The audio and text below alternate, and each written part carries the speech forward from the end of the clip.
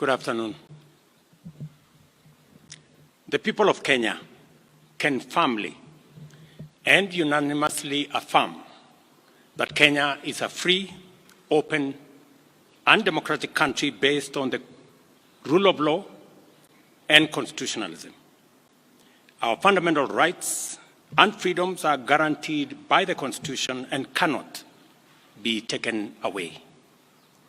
They include the freedom of conscience and expression, the right to assemble and to demonstrate, picket, and present petitions. In the past few weeks, we have all witnessed the direct and robust exercise of these rights and freedoms by Kenyans who called on their government to pay attention to urgent national issues and to prioritize necessary changes and reforms to actualize their aspirations. It is with deep regret that I have to say that many Kenyans lost their lives and others seriously injured as a result of disturbances occasioned by lawless activity during these protests. This is not how and where our democracy should proceed, and we must do all we can to ensure that this does not occur again in future.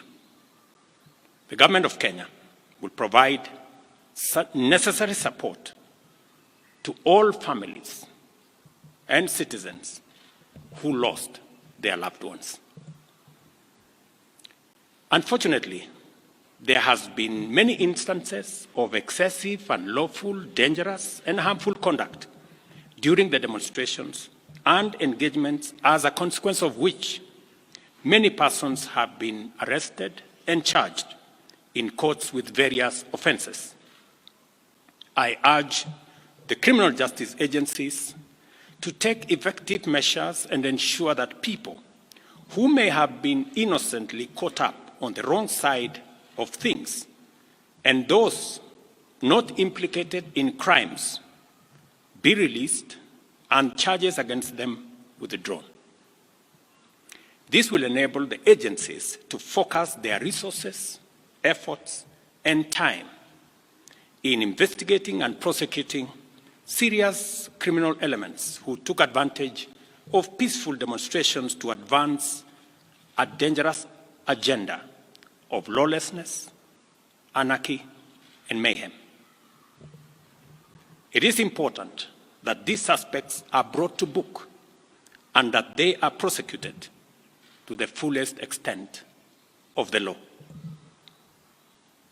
I also take this opportunity to affirm the constitutional authority and duty vested on our national security institutions to protect our country against internal and external threats to sovereignty, to lives of our people, our rights, freedoms, property, peace, stability, and prosperity, as well as our collective national interest.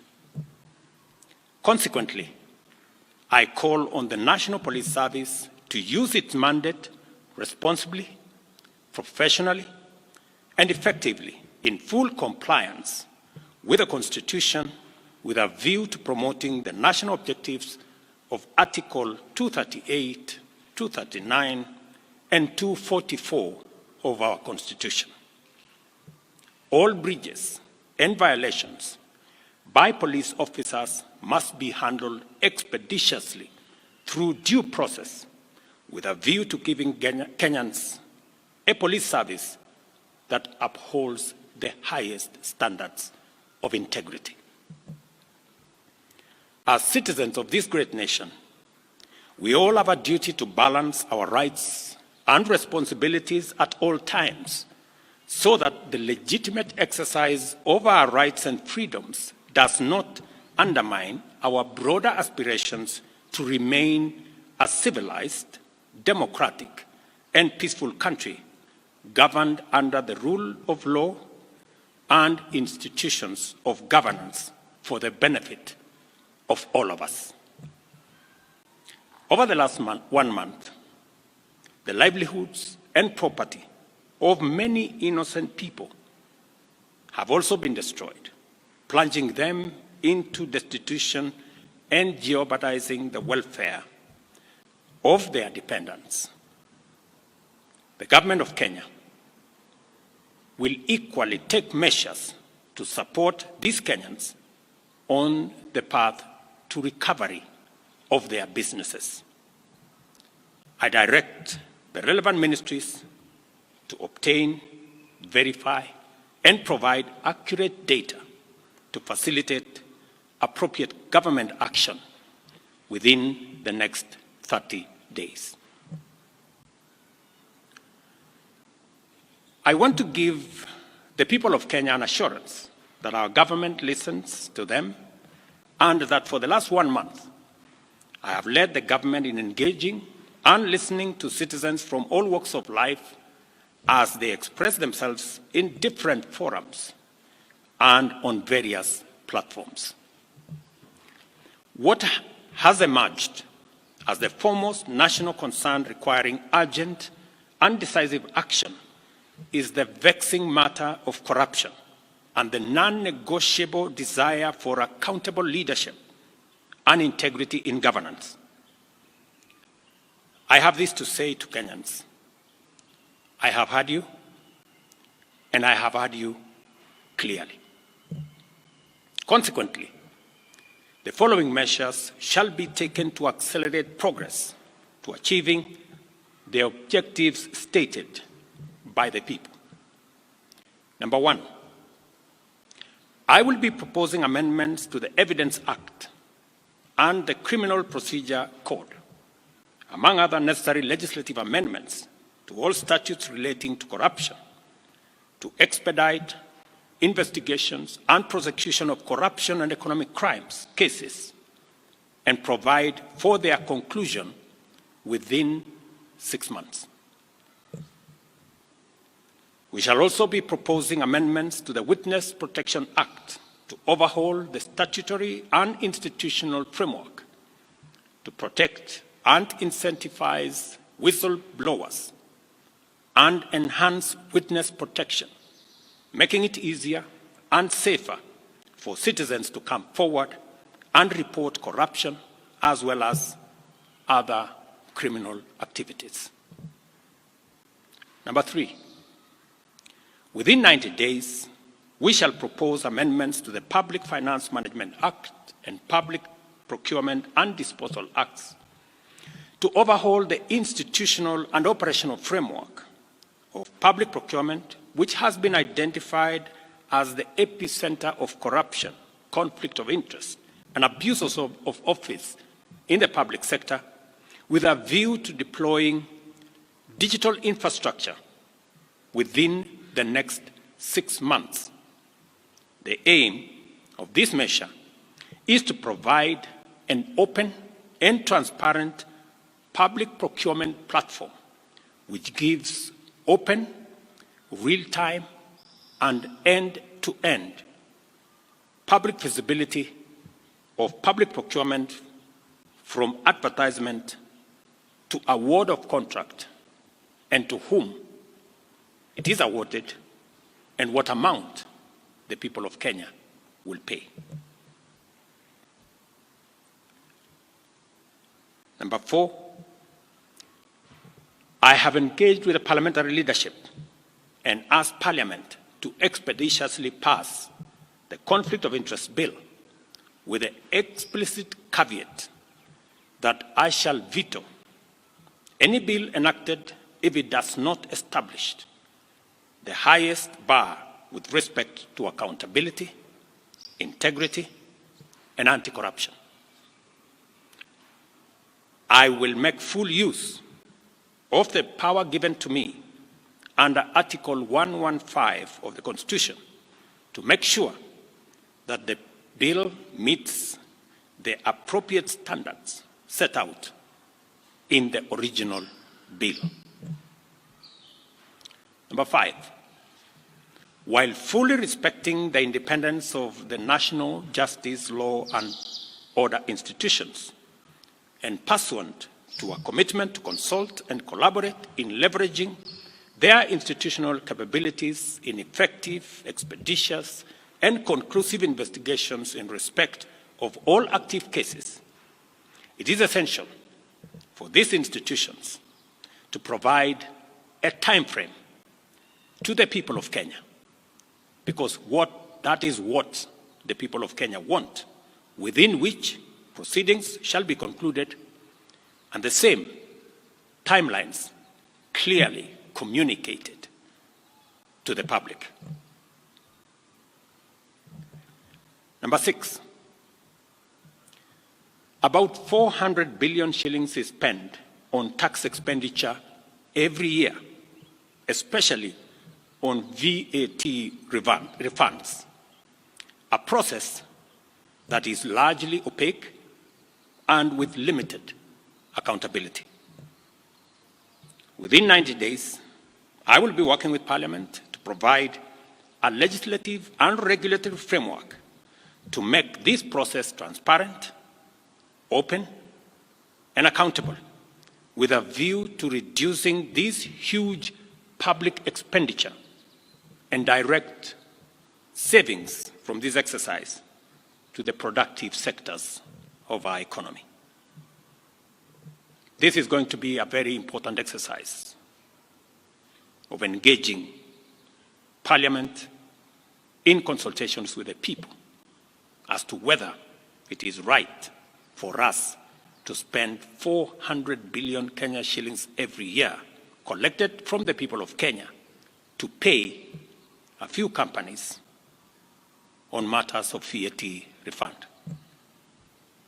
Number 7, the government will also work with Parliament to tighten legislation to reduce and eliminate imports of goods and products already manufactured in Kenya, so as to promote our value addition, our manufacturing, and industrialization program in our quest to create more jobs, create more opportunities, and create wealth in our nation.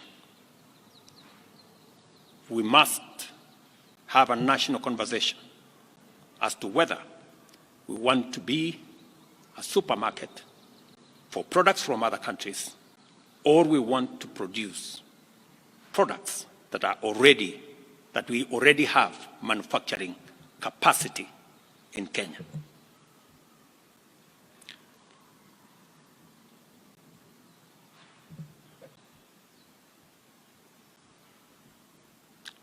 In my last address to the nation, I undertook to consult a broad spectrum of stakeholders from all sectors, levels, and regions in order to constitute a broad-based government. In line with this undertaking, I will be forwarding additional names to Parliament for vetting prior to appointment, based on the understanding of the Cabinet's essential role in driving the transformational agenda that makes Kenya a better, more just, and more prosperous nation for all of us. Once constituted, the new cabinet will steward our transformation agenda that is already in place in providing effective and efficient public services, expanding opportunities for employment and wealth creation, and creating a tide that lifts every boat. Our collective ambition is to turbocharge the performance of our economy, to achieve our universal health coverage, which ensures that no one is left behind or impoverished on account of healthcare costs. Also offer an equitably funded education system which looks out for learners from vulnerable backgrounds and ensure that Kenyans from all walks of life live in safe and dignified housing through our affordable housing program.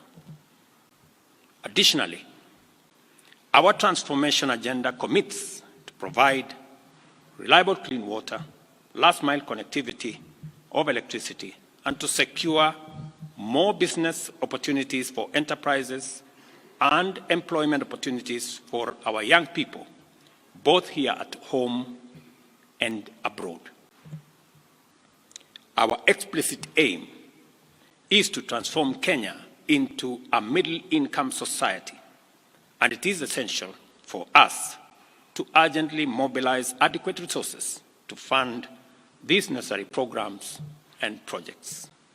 Consequently, after extensive consultations, I have nominated the following persons for consideration and approval by the National Assembly for appointment as cabinet secretaries. I commend the leadership of diverse organizations, both in public and private sectors, including political parties, for their encouraging response to my outreach to consult on forming a broad-based government. Their willingness to set aside partisan positions and interests in order to join a visionary partnership for the radical transformation of Kenya is a historic gesture of their patriotism. I know and I understand acutely the huge expectation of the people of Kenya on me and this administration. And I equally understand that that responsibility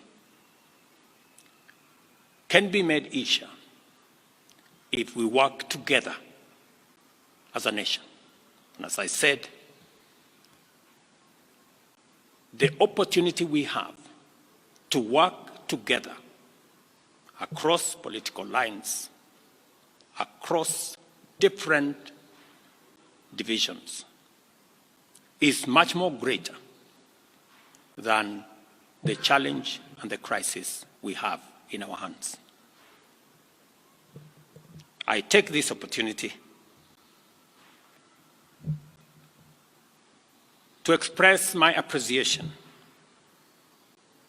for their commitment and reiterate my pledge to engage alongside them in a national conversation that is inclusive, citizen-centered, and aimed at consolidating and accelerating the actualization of inclusive growth and national transformation. As I take this step,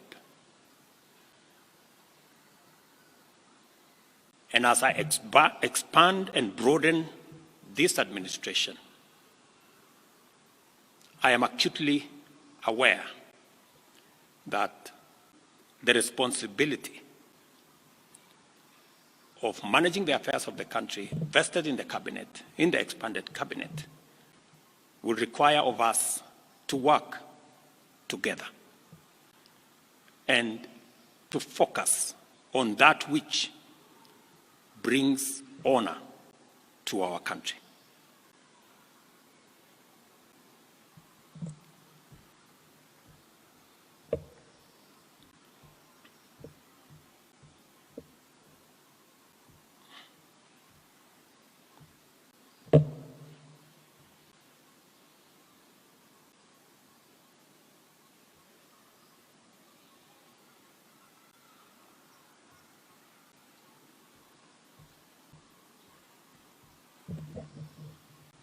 I will shortly give you the list of my nominees.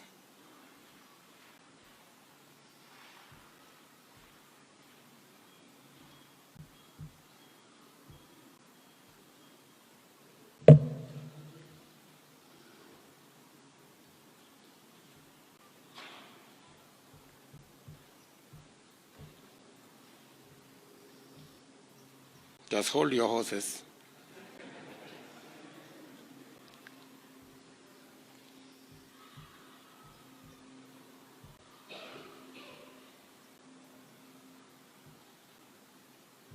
Just hold your horses.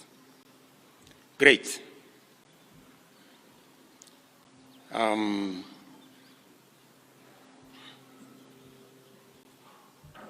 Oops. That's the old list again.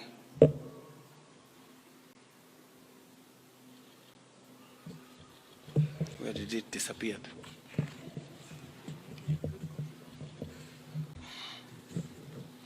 I think this is a problem of making it very confidential and not allowing many people to have a look at it. As you're all aware, the list I sent to the National Assembly, I have since amended so that Roslinda Soipan-Tuya now goes to the Ministry of Defense. The Honorable Aden Bare-Duale moves to Environment, Climate Change, and Forestry. I have now forwarded the name of John MBADI Ngongo to the Ministry of National Treasury and Economic Planning. Salim Mvuria Mgala, Ministry of Investment, Trade and Industry. Ms. Rebecca Miano, Ministry of Tourism and Wildlife. The Honorable James Opio Wandayi, Ministry of Energy and Petroleum. The Honorable Onesimus Kipchumba Murkomen, Ministry of Youth Affairs, Creative Economy and Sports. The Honorable Hassan Ali JOHO, Ministry of Mining, Blue Economy and Maritime Affairs. The Honorable Dr. Alfred Nganga Mutua, Ministry of Labor and Social Protection. The Honorable Wycliffe Ambetsa OPARANYA, Ministry of Cooperatives and Micro, Small and Medium Enterprise Development. The Honorable Justin Bidan Njoka Muturi, Ministry of Public Service and Human Capital Development. Madam Stella Soy Langat, Ministry of Gender, Culture, Arts and Heritage. I am still working on the other pending nominees, and I will be announcing them shortly. Thank you very much. God bless you. God bless our great nation, Kenya. Asanteni sana.